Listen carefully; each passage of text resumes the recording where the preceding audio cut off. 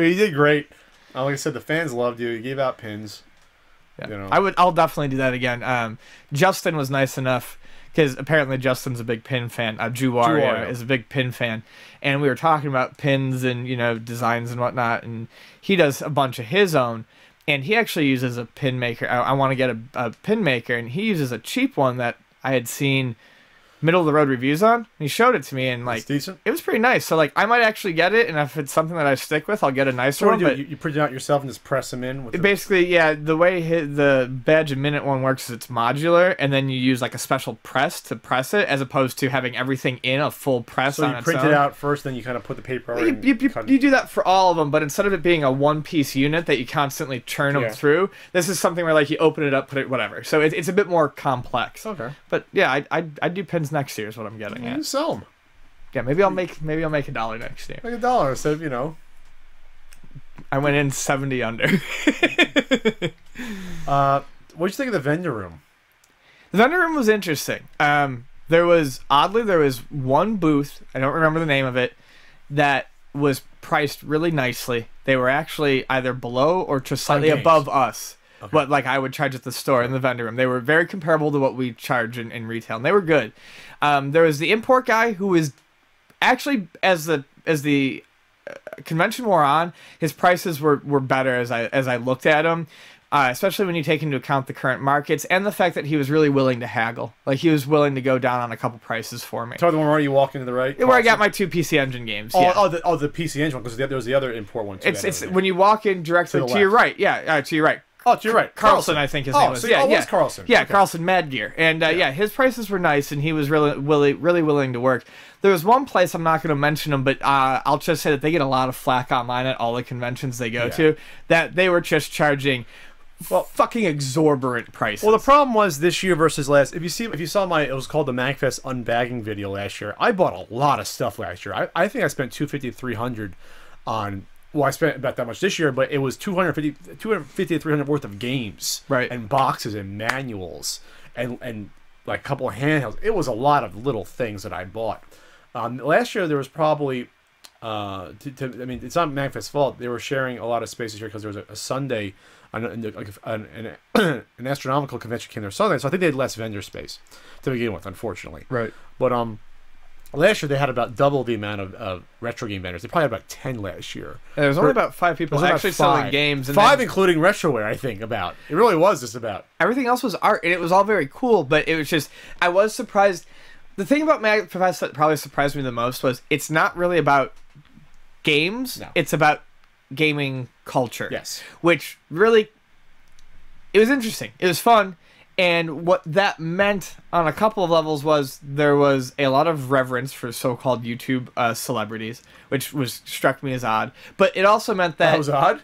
Well, yeah, it was interesting. It wasn't like developers; it was people who talk about games. Do you get what I'm saying? Yeah. It's MAGFest is not corporate, right? Yeah. And then it also meant interesting things. So we walked up to the Retroware suite, and someone, I think it was Mike Anthony, had brought a PC Engine with the CD attachment. So unbeknownst to me, we could play the games that I bought that day. There was a lot of love for the hobby in it, and but because of that, it was almost kind of assumed by going through the vendor room. It looked like that no one there needed games. Everyone needed gaming accoutrements. Everyone was. It was odd to see that it was more art and even board games and things like that than it was actual physical titles for sale. I'm lucky that I got the 2 PC Engine games that I did. I think so. Yeah. So yeah, the only things I purchased were, jeez, I think I bought. Yeah, what did you buy? Let's go through our buy lists real quick. I think I bought. Well, you go first. You already said 2 of your things. So I got flash hiders for PC Engine CD, and I got Motor Rotor MC for PC Engine. By the way, CD. I did damage my M8 by hitting it with the chair. Aw. I scuffed it. Go on. Both are a lot of fun. And then I bought Netrunner, which is a card game, and it looks Netrunner. And it looks fantastic. Everyone seems to be hot on it right now. I read through the rules. I can't wait to play it. And then I bought Vani. I bought her a shirt, a Final Fantasy VII shirt, but it's tough to tell. It's like a Mako reactor sign. And then I bought her a pair of Animal Crossing socks that look like the grass. And then I bought my friend a CD. Yeah. So I didn't even buy myself a ton, but what I did buy was really cool, stuff that I was looking for. So I wasn't just buying stuff to buy it. Sure. I was searching for things to buy. You bought a Wizards and Warriors in the box? I traded to Super Arizonk, Ryan, who actually owns it. It's so weird because I thought Ryan had all the NES games because he owned the Stadium events. Right. And it turns out, no, he has a Stadium events and not that many games because he bought about 30 NES games off me that I brought. Yeah, he bought a lot. He bought a bunch each time he saw you. And so at one point, he's like, yeah, I have this Wizards and Warriors in the box. I'm like, okay, that's cool. I like any game. Like, that's still in the early era. It's like 87, Wizards and Warriors. So yeah. 88? 87? It was 87. So he had in the box no manual, but I had a gauntlet for sale for $4. Tenjin Gauntlet. We just did a trade. I'm like, okay, that's like the first thing I technically quote unquote bought. And then I was hard pressed until I saw a guy looking through manuals at one of the 5 vendors, and I was like, there's manuals here? Because that's why I go to Portland. That's the first thing I look for, because that's all I really need. I don't need any more games. You know that. Obviously I'm looking for certain games, but I have 99% of the ones I want and right. for the systems. Not just the ones you never play, but I mean, the list of games I'm looking for are very... I'm looking for like 3 Genesis games, 1 or 2 N64 games maybe, and like 4 Super Nintendo games and a couple of Master System games. That's all I'm looking for. Besides one that may catch my eye. So I'm not going to these places. I'm not going to find that much, especially if there's only 5 vendors. So there's manuals. I'm looking through manuals, kind of competing with this guy. This guy knew who I was, you know. I let him have the Monster Party one. I actually needed that for my loose copy. But then I went through them, and I got like Batman Return of the Joker manual, North and South manual, Mega Man 6 manual, Castle Dragon, and a few others that are either uncommon or hard to find, like Batman Return of the Joker. It's not an easy game to find. The manual's probably even less. Yeah. And then I got, I think I got Time Cruiser TurboGrafx loose. I don't think I have it loose. It was like $5 only. You talk about it's a really good price. It's hard to find. Yeah, you told me. Someone else had that too. So yeah, so I got that. That's all I bought. That was like $45 only. Compared to last year, I spent $300 until the last day, until Sunday morning. And I'm so glad you bought this. I'm so glad you bought this. Adam Square Painter, who was the first guy to really do pixel artwork. Really, the first one to actually paint it. He's been doing it for like 3.5, 4 years. Before I forget, I don't want to forget to mention that he gave me a really cool of Kabuki from Kabuki Quantum. He gave you one like that size, the size of Cookie, right? Yeah, for free, which was awesome. Which he did. I love that character. He gave me Cookie 3 years ago or 2 years ago. My first MAGFest or my second. This was my 4th. He gave me Cookie for free. So he sells it. He does like Earthbound characters. He does Mega Man. He does a good variety. And he does small ones, and he does portraits, and he does ones that are... He's known for this Contra one that's... It's the 2nd level waterfall boss, or that's 3rd level. Yeah. And it's huge, and it's so detailed, and he always asks like $3,000 for it, which for the amount of work that went into that, that's worth it. Sure, yeah. But no one's ever bought it, so now it's like a mainstay there. So anyway, I think it was a year and a half ago, or he mentioned to me a year and a half ago, that he was making a Golgo 13 one. Because I suggested to him to do it. And I even told him what image to do. I told him to do the image when the game starts, before you press start, where it goes from the title screen to, it shows him looking like this with the M16. And it says, I think it says top secret episode or something, or it doesn't even show that. Anyway, it's a really cool image. He's in the tuxedo. He's got an M16. He's holding it. So he drew that about, what was it, 4x3 about?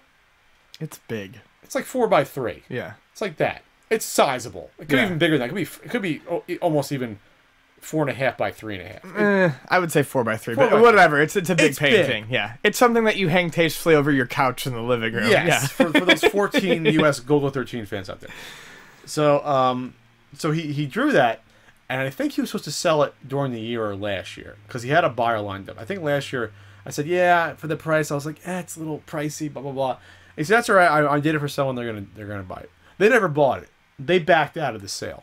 So it comes Sunday morning when I didn't think about it the whole weekend, but it was precariously behind me the whole time in the booth. Well, he put it there for a reason. You think so? Yeah. Well, it was. He had it when we got there. He had it out. He had it. He did have it out the first. Yeah, he had it displayed the first day, and then he put it behind the counter. Like, this is going home with Pat. So we make a long story short, we negotiated a price that I thought was at least fair to the fact that he didn't have to lug it back home. And honestly, if I didn't, it was more than fair. If I didn't buy that, no one else is going to buy that. He would have a hard time finding a Golgo 13 NES fan to get that. Let's be honest. It'd be hard, but for the amount of work that he put into that, you got that for... It wasn't a steal. It wasn't. You got it for a steal. I got it for a fair price. I basically got it for, I think, the amount of work he put into it. Whatever. But then I got it shipped. So, because there was a FedEx office there to ship. So basically, I had to carry this big thing out, and I was pissed I bought it because I didn't want to spend that much on anything. I was like, wow, I've actually made money here. I don't this. I'm gonna only spend $400. So I actually when I bought, I said fuck after the deal, which was funny. I'm crying so hard for you right now. I was crying as I walked to the FedEx office. And the funny thing, as I said before, there was an astronomical society meeting. So the FedEx people, they charge you to ship it. This was a weird size. They didn't have the right box. So I had to cut it down myself, as I'm used to. Like, I always have weird stuff I sell in the past, like systems where you have to cut 2 boxes together, tape them, whatever. I had to do that. And I actually did it instead of the FedEx lady. I think I must have more experience like cutting down boxes than her, scoring it, folding it over, putting it inside. And so while I'm doing that, 2 60-year-old Japanese men, I mean Japanese, don't speak English, come over and are like helping me do it, which obviously is great because it's Golgo 13. And if they didn't see what it was, but had they seen it, they would have went nuts. I always felt like I should have said Golgo 13 to them. I should have pointed and said Golgo 13. They would have been like, oh, they would have been so happy. I don't want to think about that. It sort of ruins the story for me that you didn't tell them. I know. I didn't think about it. Something was like some sort of psychic connection because Golgo 13 is huge in Japan. Yes, it's a cultural phenomenon. It's their James Bond. You walk down the streets, he's on billboards. He's on TV commercials for beer. I mean, I can't understate it. He's on condoms. Like, if you search for Golgo 13 stuff on eBay and search international stuff, you see, like, designer watches come up. Yeah. You see, they still make, like the 14-inch, like, figures that go for hundreds of dollars. It's huge. Right. The manga still is produced every month. It's up to, like, issue 480 ever since, like, 67. They've been doing one every 2 months or so, or whatever. So, anyway, that's a funny story about that. And then I didn't get the con flu because I was taking Zicam, like 2 a day just to make sure. You know what I did? Yeah. I drank a lot and ate poorly. And you know who doesn't have con flu? Me. Surprising because you were sick the week before. No con flu. No con flu? No con flu. So you might be back. Vonnie might want to go back. You had a good time. So, you had a good time. I had a really good time. Whether or not I go back, well, I plan on getting married this year. And Is it going to be this year? Probably. And there's some family stuff going on that I won't get into, but I'm probably going to have to take an emergency trip home at some point. So I don't know with time off Comic-Con what it's going to look like, but I did make it known to my employer that this is something that I would probably want to do again next year. So thank you, Pat, for dragging me out. Thanks, Pat, for dragging me.